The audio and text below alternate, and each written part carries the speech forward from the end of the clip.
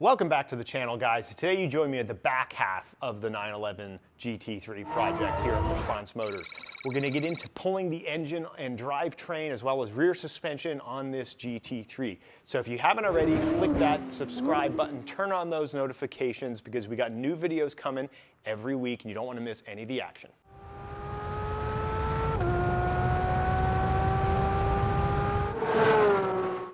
Before we can begin removing the engine, we got to take a couple things off the top because as you can see here, we can't access anything on the engine because Porsche puts all these covers in the back. So it may look a little daunting, but actually it's not too bad. The first thing we're going to do is pop off the top of the wing. Well, pop off the wing. Then we're going to get in here and we're going to remove this plastic cover, and that'll give us access to the top of the engine. We'll be able to disconnect some of the lines and we'll be able to pull that off. All right, guys, first thing we're going to do is remove the wing, and to do that, we got 4 bolts up top, and then the wing's just going to come off, and that'll give us access to the engine cover. So let's get to it.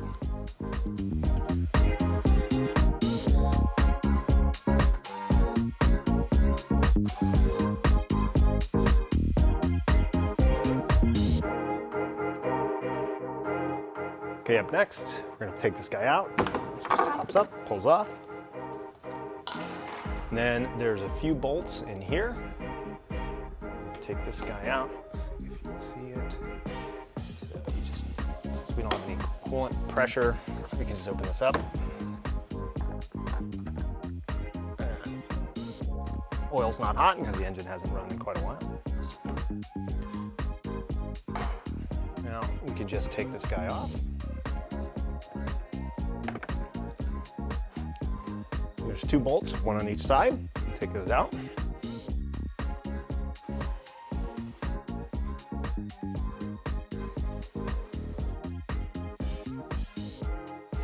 Now, in theory, this guy just pulls off. Hey. Welcome to the back of the GT3. So interesting, Porsche used forged carbon. So this is actually just carbon fiber chopped up, pressed in a mold with resin, and they molded a big piece of reinforced plastic, which is reinforced with carbon. So it's got a cool texture here, but they're using it mostly for strength and lightweight. So now we're going to remove a few more bolts in the back here, and then this whole cover is going to come up and you're going to see the top of the engine.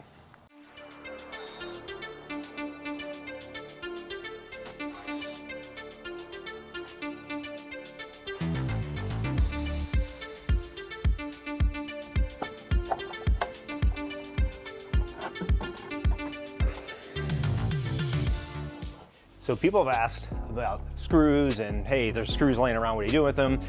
Don't worry, I bag and tag everything. So Ziploc bags, Sharpie markers, I collect everything that's kind of in one area, and so to make sure it stays together, I put them in bins and everything's put in shelves. So for example, right now we're going to be taking apart the rear, so I've got a cart here with all of the parts that I'm taking off, and we'll put fasteners along with them in bins.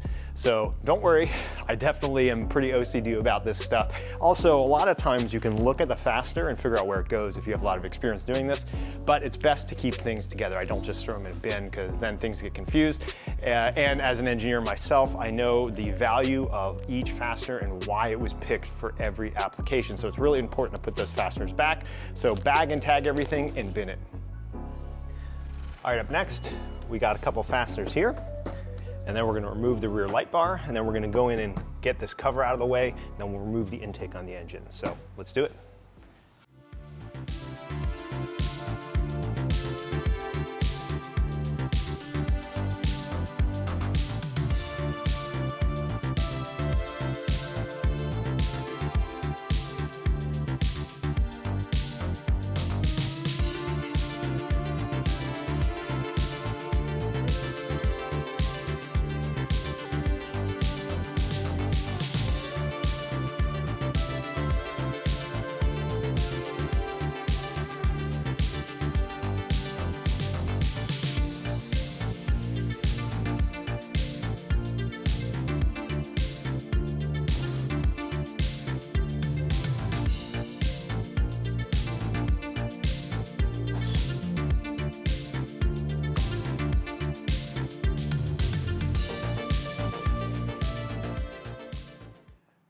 All right, so we got that engine cover off, and you can go ahead and see we have the air intake for the engine right here, which we're going to remove in a minute. But first, we're going to pull off the rear fascia, aka the rear bumper. So we're going to take out some bolts here, and there's a few bolts inside the wheel liner we're going to take out. So we'll pull that off, and then actually, we've already removed most of the other bolts on the rear fascia, so that should just come off. So let's go ahead and pull it.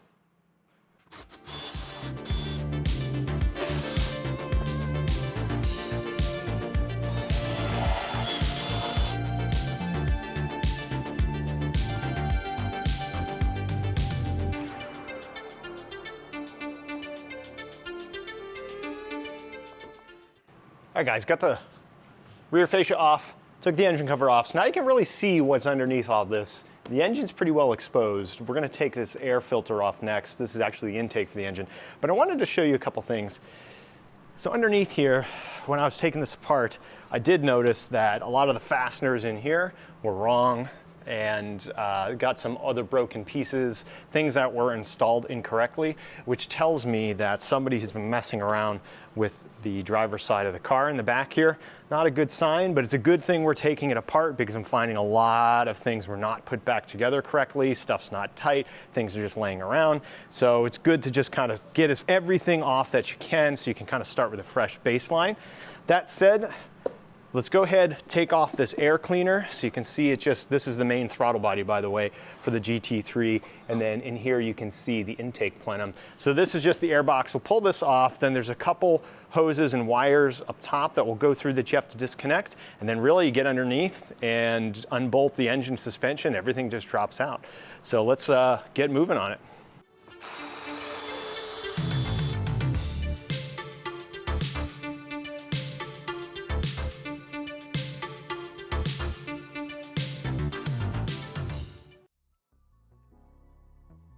There's a lot of background noise at this point, so I'm gonna have to do a little bit of voiceover. However, we're gonna start by removing some of the coolant hoses. So this is the main coolant feed and the coolant return line to the engine. That's what I'm pointing to right now.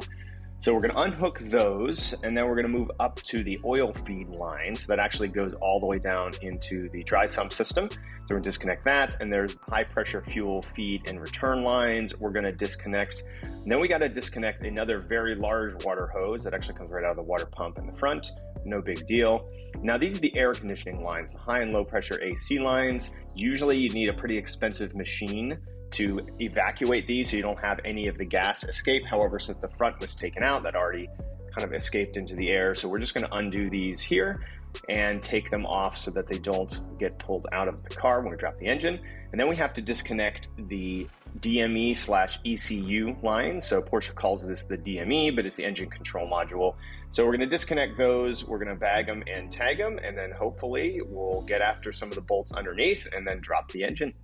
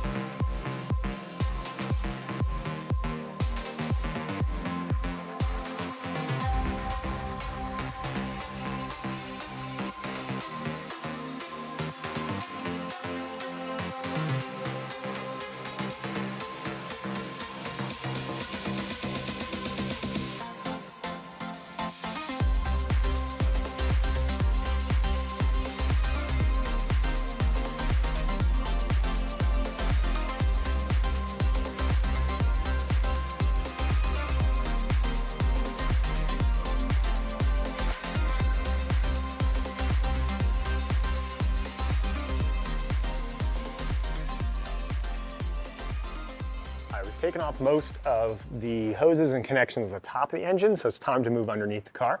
Porsche makes this pretty easy in that the exhaust is actually just hung off the engine directly. So there's a big bracket here to the back of the engine that holds on the whole exhaust. So you can kind of see this guy right here. So that will come down with the engine. The other thing we have to look at is the gearbox. So we have to disconnect some of the shift lines, shift cables here. So take these off. There's a few sensors and odds and ends, a couple power cables.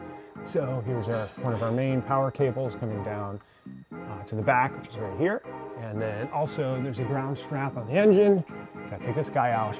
However, I'm gonna try to pull down the entire gearbox, engine, exhaust, and the suspension. So when Porsche does this in the factory, they call it the marriage, which is when they put in the entire front and rear suspension, engine, exhaust all at one time. So you should be able to drop it all at once. And looking at it, it doesn't look too bad. But a couple things you noticed here, I'm gonna go around my straps, so let's just go to the other side, it might be a little easier, is there's some lines for ABS sensors, rear steering, brake lines. So I've got to disconnect some of these things. You'll see a couple more going up here. And then the strut unbolts from the top. So you've got the shock, in the rear, you've got the shock bolting up through the body, but we have access to that inside. Then you've got a couple giant bolts here, a few up there. That's hard to see, there you go. For subframe, transmission bolts. And then there's a few bolts that hold the engine in. It's a little hard to see from here, but there's a guy hiding in there. And basically we're just gonna go around. We're gonna undo all the wiring, all of the cabling, and then we're gonna put this thing on a special hydraulic stand and then unbolt everything from the car. Hopefully then we'll be able to raise the car up and the engine and suspension and everything will stay on the ground. So let's give that a shot. All right guys, first we're gonna start by taking off the wheel liner here, and then we're going to disconnect some of the cables for the rear steer. So let's get to it.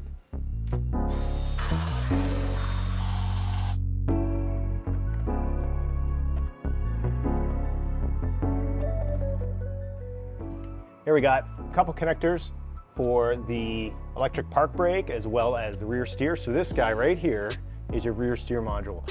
So if anybody's ever wondering how they do rear steer, it's actually got an active toe link, which is this link right here. And there's a little motor in here that actuates this and pushes the wheel back and forth. So that's how you get rear steer on these cars. They implement this on a lot of cars, Taycans, Panameras, especially 911 GT3s, GT3 RSs. Interestingly, they stopped doing it on the ST to give you a more pure feel. But if you're focused on getting those really good aggressive lap times, you want that rear steer because it really helps with handling of the car. But now I'm going to unplug these so that we can drop down some of the rest of these lines in order to get that suspension out.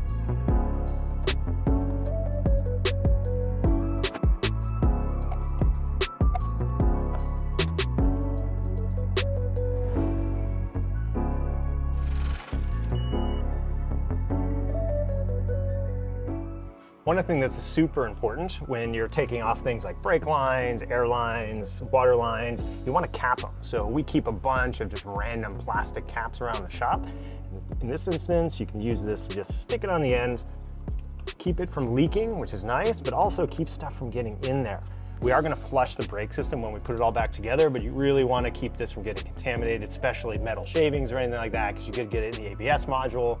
The last thing you want to do is kill an ABS module. So good practice, plug them best you can. You'll see me from time to time put gloves and whatnot over bigger pipes and tie them down. Again, that's just to keep things from getting inside. We are going to flush them. Connectors like this I'm not too worried about, but I might plug these up because there's a lot of little pins here. But you saw me do that on the engine because the DME or control unit is very sensitive to things, and if you get messed up impedances, you can get bad comms in the car. So always a good thing to just cover everything up while you're working. So some of the things I really like about Porsches is they're designed to be taken apart and put together. You know, they build these in a factory and they engineer it to be built. So for example, all of the ABS lines, the controls for the brake system go through this connector, which instead of having to undo 10 connectors and really and screw around, you just take this harness off, try to,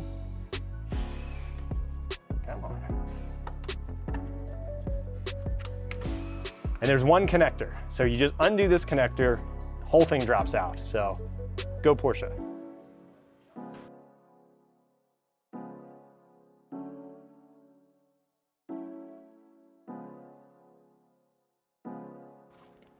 So again, with connectors like this, you really want to be careful not to get them contaminated, get corrosion on these pins, because that can lead to a lot of diagnostics later.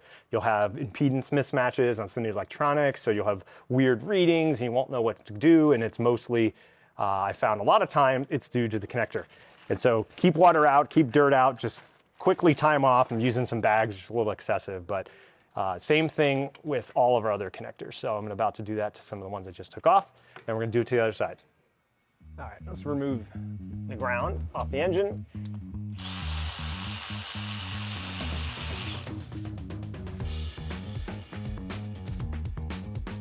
Let's put 2 shift cables here.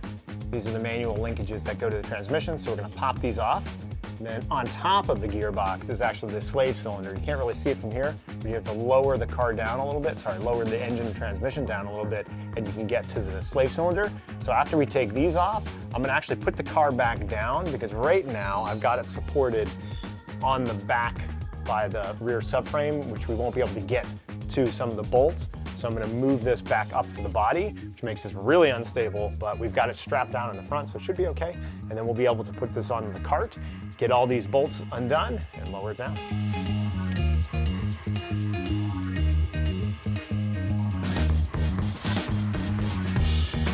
So we've got everything set up here on the lift. So this is a hydraulic lifting table. It can lift about 7,000 pounds, plenty of capacity for this.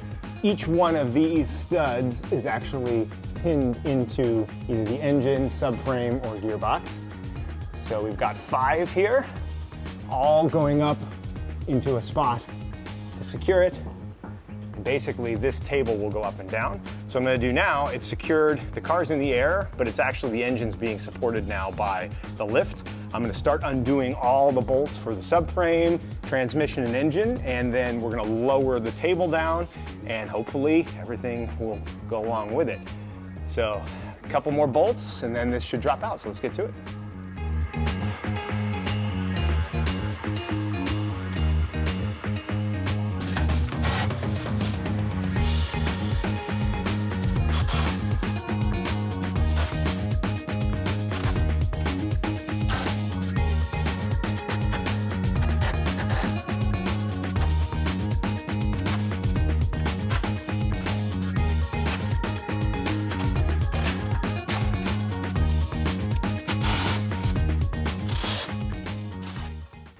All right, guys, other than it being 93 degrees, 94 degrees in here, I think we got all the bolts. I'm going to do a cursory another look around to make sure, and then we're going to try lowering the hydraulic table, and hopefully everything will just kind of go with it. Fingers crossed. I know there's still the slave cylinder on top of the transmission we have to take off, but actually you get to that after you lower it a little bit.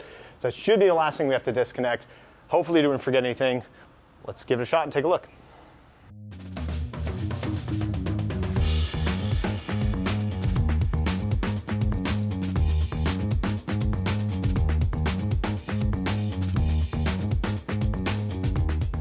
So we're dropping the engine, and as expected, we got the slave cylinder, which is right on top of the transmission. So undo these 2 bolts, and then that guy should pop out of the gearbox. These hydraulic lines go with it, and that should be it. It looks like that's it for connections. There was a few plugs that I missed, a reverse indicator on the gearbox and whatnot for the transmission is pretty minor. Other than that, it's been real smooth. So let's take these 2 bolts out, pull the slave cylinder out, and then finish lowering the engine.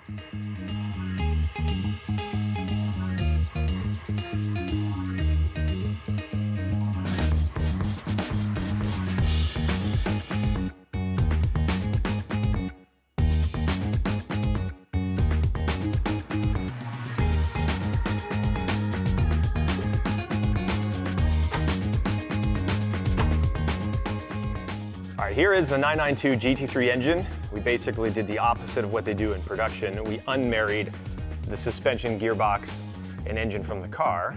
So instead of disassembling the engine and pulling it out, we just removed the subframe, suspension mounts, transmission mounts, and engine mounts, and just dropped the whole thing, which is actually pretty nice because now it's sitting on our cart here. So So we've got it still up on the cart mounted, which makes it really easy to work on. So the goal here is you can see now very clearly the bent suspension. So this guy, the upper control arms are just totally bent. The shock actually looks like it's okay. This is your rear steer linkage here. So this is your motor and your toe adjust. So that's how you get your rear steering on the GT3. The knuckles look good. So this is your steering knuckle, or in the rear, well, I guess it is a steering knuckle because it's got rear steer. Half shafts back here. This one looks okay. If we flip over to the other side, we see some pretty interesting damage. There's a hole in the half shaft. So that may have happened when this got bumped up and it just bent and pinched the half shaft. Not really sure there, but definitely not ideal. All right, guys, that's gonna be it for today's video. We made a ton of progress on the GT3. We pulled out that engine, suspension, and gearbox from the rear, and up next, we're gonna start preparing the car to put on that new front end. So if you haven't already, click that subscribe button, turn on those notifications, because we've got new content coming every week.